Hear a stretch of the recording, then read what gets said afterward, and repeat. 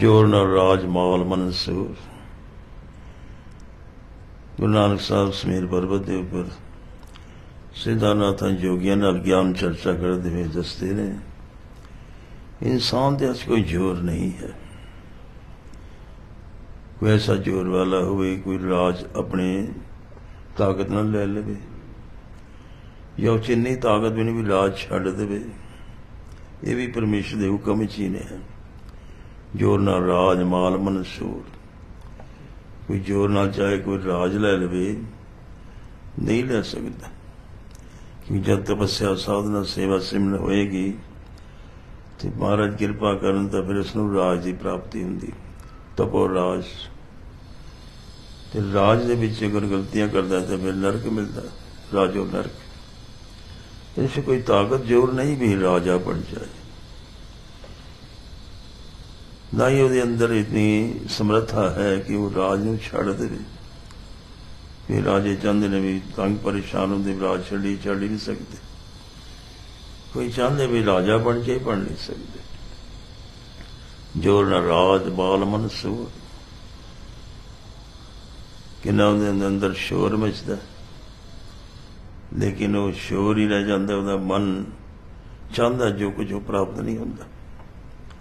जोर न सुरती ज्ञान विचार। जोर ने नाल कोई सुरती ज्ञान विचार भी नहीं। वेद शास्त्र पढ़ के सोचे ये सुरती लग जाए, मैनू ज्ञान विचार हो जाए, नहीं हो सकता। बड़े वेद शास्त्र ग्रंथ भी पढ़ते हैं, खाली दे खाली रह जाते हैं। कहते भी परमेश्वर के हुक्म च ही है। जोर ना जुगती छोटे संसार। और कोई बड़िया जुगतियां करके भी देख लैन, उन्हें तो संसार छुट नहीं सकता। तो संसार में ऐसा बने रहते ने, निकल ही नहीं सकते, मुक्त नहीं हो पाते। गुरु नानक साहब कश्मीर के इलाके च गए हुए ने जियां का कल्याण करने वास्ते। ते कमाल नाम का एक सूफी फकीर रहिंदा सी। परमेश्वर के नाले का बड़ा अंदरों प्यार बहुत सी, लेकिन चीज वस्तु प्राप्त नहीं हुई। बड़ी जगह घूमया, कई संतां महात्मा फकीरां नूं मिलदा रहा, नाम भी जपदा रहा, लेकिन कुछ वो जो प्राप्ति की इच्छा सी हुई नहीं। गुरु नानक साहब अनंतनाग तो अगे चले, मटन पहुंचे। उतो अगे मारदन चश्मा है, बहुत सुंदर नज़ारा है। हरा भरा घाह है, बांस का जंगल है, बड़ी ठंडी ठंडी हवा चलती ने, और नाल ही उत्थे गडरिए भेडां चालन जाते हैं। गुरु नानक साहब देखा इन्ना सुंदर कुदरत का नज़ारा, चौकड़ा लगा के बैठ गए। कोई संत महात्मा भी नाल ने, ते महाराज ने शब्द उचारना शुरू कर दिता। ऐसी मिठी धुन संगेती उठी। जो चरवाहे सन भेडां चारन वाले, सारे खिंचे चले आए, आस्ते आस्ते चुप करके आके बैठते गए। दर्शन करते हैं गुरु नानक साहब का। ऐसा नूरानी चेहरा है कि जड़ा देखता देखता ही रह जाता, चेहरे तो नजर ही नहीं उठाता। ਜਿਹੜੇ भी आते पे बस किले जाते, जिवें बैठे जाते सारे। इत्थे ये भी घूमता घुमांदा कमाल भी इधर आ गया। फकीर ने जदों आवाज़ सुनी, ये भी आ गया, उत्थे बैठ गया। महाराज दे नूरानी चेहरे का दर्शन करता पिया, बार बार देखता है, सोचता है जो चीज़ की चाहत सी शायद वो मिल गई है। ऐसा नूरानी चेहरा जिंदगी पहले कभी दर्शन नहीं किया। तो लगता आज कृपा हो जाएगी, क्यों जो वस्तु मैं चाहता सा तो इन्हों तो प्राप्त हो सकती है।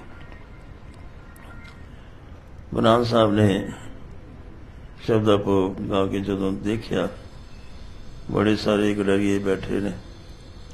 एकदम एक उठ्या, छेती नाल जाके बकरी का दुध चो के लिया, वो प्याला लिया के गुरु नानक साहब ने हाथ दिता, नाल कोई फल भेटा कर दिते। महाराज उन्होंने दी सेवा देख के बड़े प्रसन्न ने, हृदय साधे लोग ने। महाराज भी उन्होंने प्यार दा लिया, दुध पी लिया बड़े प्रेम नाल। और फिर इन्हें च उन्हें बेनती की, महाराज मेरे ते बख्शिश कृपा करो, मैंने कोई ज्ञान की बख्शिश करो।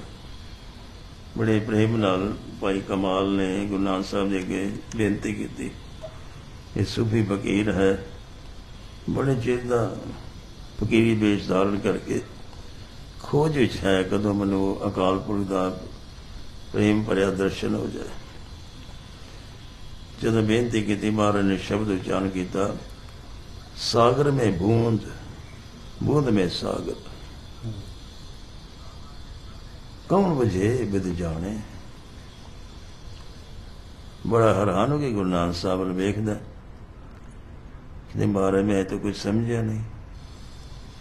गुरु नानक साहब फरमान करें, सागर में बूंद, एक एक बूंद बरसात की होंदी है तो कट्ठियां होंदियां, नाला बन जाता, नाला आगे जाके नदी रूप धारण करता, नदियां फिर महानदियां बन जाती, बड़ा पानी जल, वो सारा समुद्र इकट्ठा हो जाता है। एक एक बूंद होंदी है जो इतना समुद्र बन गया। और बूंद मात्र अगस्त मुनि ने समुद्र दे अगे, लेकिन 2.5 चूलों चो सारा समुद्र ही पी गया। सागर में बूंद, इस सागर बूंदा का बनया, ते बूंद में सागर, देखा जाए तो बूंदा नाल ही सागर बनया। और फिर वो जदों धुप पैंदी गर्मी नाल पाप उड़ जाती, आकाश बदल बन जाते, बदल बन के फिर वो बरसात बन के बूंदा बन के धरती ते आ जाती, बूंदा फिर नाले नदियां बन के समुद्र च पहुंच जाता। ऐसा परमेश्वर का ऐसा चलन है कि बूंदा सागर बन जाती ने ते सागर बूंदा बन जाता है। कौन बुझे बिद जाने, ये कुदरत की गल्लां ने कौन समझ सकता। उद्वज चलत आप कर चीने, आपे तद पछाणे। उसकी भुजा कैसी ने, सारे ते कृपा करने वाली, लंबिया भुजा ने गोडे तो थले तक जाते ने हाथ, ऐसी कृपा का हाथ उस परमेश्वर का है। तो वो आप इन्होंने गलों की खोज करता जानता, सब कुछ किस तरह संसार के जीवन को पैदा करना है, पालना है, संघार करना है, ये सारी तत गल्लां परमेश्वर ही जानता है। ये जीव इन्हां गल्लां नूं समझ नहीं पाता, ये उसकी कुदरत है। ऐसा ज्ञान विचारे कोई, महाराज फरमान के इस तरह का ज्ञान कोई विचारे भी सारी सृष्टि की पैदाइश करने वाला, पालन करने वाला, संहार करने वाला तो कोई परमेश्वर आप ही है। तो वेदां शास्त्रां ग्रंथां च यही कुछ दसते हैं। तो इससे मुक्त परमगत हुई, और जे मुक्ति कृपा होवे तो उससे दी कृपा नाल ही हुंदी है। जिहड़ा ऐसा ज्ञान विचार करदा भी सारे च परमेश्वर, सर्वं खल्विदं ब्रह्म, सारे च परमेश्वर एक समान है।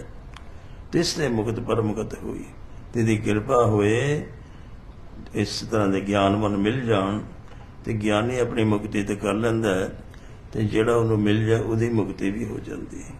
तो परमेश्वर की कृपा हो जाए जिससे, तो उन्हों की मुक्ति हो जाती, परमगति की प्राप्ति होती। रहो दिन में रैन में दिनियर, दिन च कहते रात है, रात च दिन है।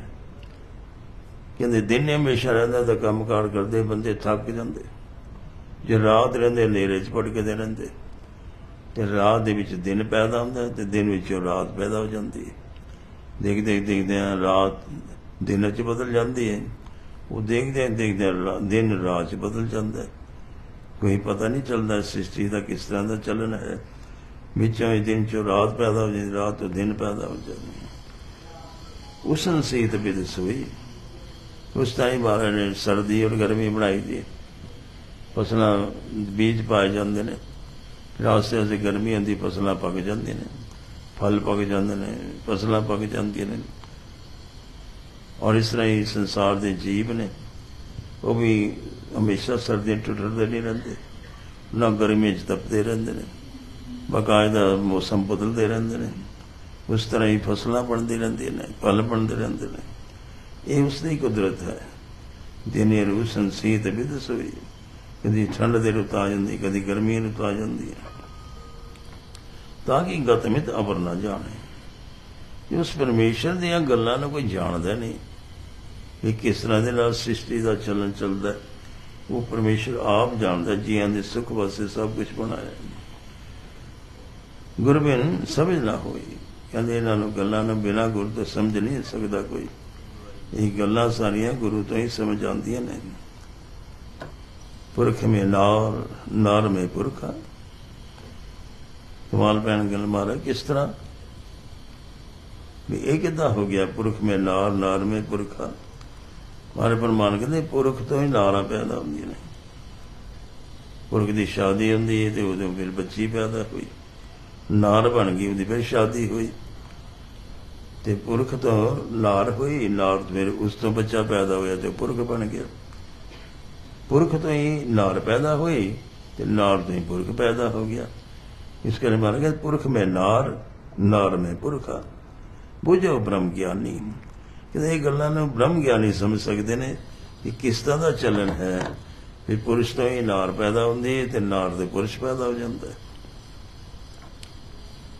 ਧੁਨ ਮੈਂ ਧਿਆਨ, ਧਿਆਨ ਮੈਂ ਜਾਣਿਆ ਕਿ ਧੁਨ ਵਿੱਚ ਕੀ ਹੈ? ਧਿਆਨ ਹੈ। ਧਿਆਨ ਲਗਾ ਕੇ, ਧੁਨ ਲਗਾ ਕੇ ਬੈਠਦਾ ਉਸ ਪਰਮੇਸ਼ਰ ਦੀ ਯਾਦ ਵਿੱਚ ਤੇ ਧਿਆਨ ਮੈਂ ਜਾਣਿਆ। ਜਦੋਂ ਧਿਆਨ ਲਗਾ ਲਿਆ ਉਹਨੇ, ਧੁਨ ਲਗਾ ਕੇ ਫਿਰ ਜਾਣਿਆ, ਇਸ ਗੱਲ ਨੂੰ ਸਮਝ ਆਈ। ਉਹ ਪਰਮੇਸ਼ਰ ਨੇ ਜਦੋਂ ਕਿਰਪਾ ਬਖਸ਼ਿਸ਼ ਕੀਤੀ, ਗੁਰਮੁਖ ਅਕਥ ਕਹਾਣੀ, ਤੇ ਗੁਰਮੁਖ ਸਮਝ ਗਿਆ ਉਸ ਅਕਾਰ ਦੀ ਅਕਥ ਕਹਾਣੀ ਨੂੰ, ਉਹਨੂੰ ਸਮਝ ਆ ਗਈ ਵੀ ਕੈਸੀ ਉਹਦੀ ਲੀਲਾ ਹੈ ਪਰਮੇਸ਼ਰ ਦੀ। ਆਪਣੇ ਗੁਰਮੁਖਾਂ ਨੂੰ ਪਰਮੇਸ਼ਰ ਸਮਝਾਉਂਦਾ ਇਹ ਗੱਲਾਂ। ਮਨ ਮੇ ਜੋਤ, ਜੋਤ ਮੇ ਮਨ ਹੁਆ। ਦੇ ਮਨ ਵਿੱਚ ਜੋਤ ਹੈ ਅਕਾਲ ਪੁਰਖ ਦੀ ਤੇ ਜੋਤ ਹੀ ਮਨ ਰਹਿੰਦਾ। ਮਨ ਮੇ ਜੋਤ, ਜੋਤ ਮੇ ਮਨ ਹੁਆ। ਪੰਚ ਮਿਲੇ ਗੁਰ ਭਾਈ। ਪਰ ਇਹ ਗੱਲਾਂ ਜਦੋਂ ਪੰਜ ਨੇ, ਜਿਹੜੇ ਸਾਧੂ ਪੁਰਸ਼ ਮਹਾਂਪੁਰਸ਼ ਨੇ, ਇਹ ਪੰਜ ਨੇ ਸੰਸਾਰ ਦੇ, ਇਹ ਮਿਲਣ ਤੇ ਗੁਰੂ ਮਿਲੇ ਤੇ ਫਿਰ ਇਹ ਗੱਲਾਂ ਸਮਝ ਆਉਂਦੀਆਂ ਨੇ। ਉਹਨਾਂ ਦੀ ਕਿਰਪਾ ਬਖਸ਼ੀ ਨਾਲ ਇਹ ਗੱਲਾਂ ਸਮਝ ਆਉਂਦੀਆਂ ਨੇ। ਨਾਨਕ ਤਿਨ ਕੇ ਸਦ ਬਲਿਹਾਰੀ, ਜਿਹਨੇ ਏਕ ਸ਼ਬਦ ਲਈ ਬੁਲਾਈ। ਮਨ ਫਰਮਾਨ ਕਹਿੰਦੇ ਅਸੀਂ ਉਹਨਾਂ ਤੋਂ ਬਲਿਹਾਰ ਗੁਰਬਾਨ ਚਾਹੁੰਦੇ ਹਾਂ ਕਿ ਇੱਕ ਸ਼ਬਦ ਜਿਹਨਾਂ ਨੇ ਹਿਰਦੇ 'ਚ ਵਸਾ ਲਿਆ, ਉਸ ਪਰਮੇਸ਼ਰ ਦੀ ਯਾਦ ਜਿਹੜੇ ਜੁੜ ਗਏ ਨੇ, ਕਹਿੰਦੇ ਅਸੀਂ ਉਹਨਾਂ ਤੋਂ ਬਲਿਹਾਰ ਗੁਰਬਾਨ ਚਾਹੁੰਦੇ ਹਾਂ। ਜਦੋਂ ਇਹ ਗੁਰੂ ਨਾਨਕ ਸਾਹਿਬ ਨੇ ਸ਼ਬਦ ਉਚਾਰਨ ਕਰਕੇ ਭਾਈ ਕਮਾਲ ਨੂੰ ਦੱਸਿਆ, ਸਮਝਾਇਆ, ਇੱਕਦਮ ਚਰਨਾਂ ਤੇ ਲੇਟ ਗਿਆ। ਮਾਰੇ ਕਹਿੰਦੇ ਕਰਤਾਰ ਕਰਤਾਰ ਕਰਤਾਰ। ਬਸ ਇੱਕਦਮ ਜਿੱਦਾਂ ਲੱਗਾ ਉਸ ਸਾਰੀ ਘਾਟੀ ਕਰਤਾਰ ਦੇ ਨਾਮ ਦੀ ਗੂੰਜ ਸ਼ੁਰੂ ਹੋ ਗਈ। ਬੜੀ ਜ਼ੋਰ ਨਾਲ ਕਮਾਲ ਬੜੇ ਉੱਚੋ ਜਦੋਂ ਉਚਾਰਨ ਕਰਦਾ ਹੈ, ਕਰਤਾਰ ਕਰਤਾਰ ਕਰਤਾਰ। ਸਾਰੀ ਬਸ ਉਸ ਘਾਟੀ 'ਚ ਇੱਕ ਨਾਮ ਗੂੰਜਦਾ ਜਾ ਰਿਹਾ ਸੀ ਔਰ ਉਹ ਚੀਜ਼ ਵਸਤੂ ਜੋ ਚਾਹੁੰਦਾ ਸੀ ਕਮਾਲ ਪ੍ਰਾਪਤ ਕਰ ਗਿਆ। ਇਹ ਕਿਰਪਾ ਬਖਸ਼ਿਸ਼ ਹੋਈ ਗੁਰੂ ਨਾਨਕ ਸਾਹਿਬ ਦੀ, ਜਿੱਥੇ ਉਸਨੂੰ ਪਤਾ ਲੱਗਾ ਵੀ ਸਾਰੀ ਸ੍ਰਿਸ਼ਟੀ ਤਾਂ ਉਸ ਪਰਮੇਸ਼ਰ 'ਚ ਹੈ ਔਰ ਪਰਮੇਸ਼ਰ ਸਾਰੀ ਸ੍ਰਿਸ਼ਟੀ ਹੈ ਤੇ ਸਾਰੇ ਜੀਵ ਪਰਮੇਸ਼ਰ ਵਿੱਚ ਨੇ। ਇਹ ਉਸ ਪਰਮਾਤਮਾ ਦੀ ਲੀਲਾ ਹੈ ਕਿ ਸਾਰੇ ਜੀਵ ਉਹਦੇ 'ਚ ਨੇ ਤੇ ਉਸ ਵਿੱਚ ਸਾਰੇ ਜੀਵ ਨੇ। ਇਸ ਕਰਕੇ ਭਗਵਾਨ ਵੀ ਕਹਿੰਦੇ ਨੇ ਸਭ ਮੇਂ ਮੁਝ ਕੋ ਦੇਖ, ਉਹ ਮੁਝ ਕੋ ਸਭ ਮੇਂ ਦੇਖ। ਭਗਵਾਨ ਅਰਜੁਨ ਨੂੰ ਸਮਝਾਉਂਦੇ ਨੇ ਬਸ ਇਹ ਗਿਆਨ ਹੈ, ਸਭ को सब में मुझको देख और मुझ में सबको देख। इस तरह के नाल गुरु नानक साहब समझा रहे ने।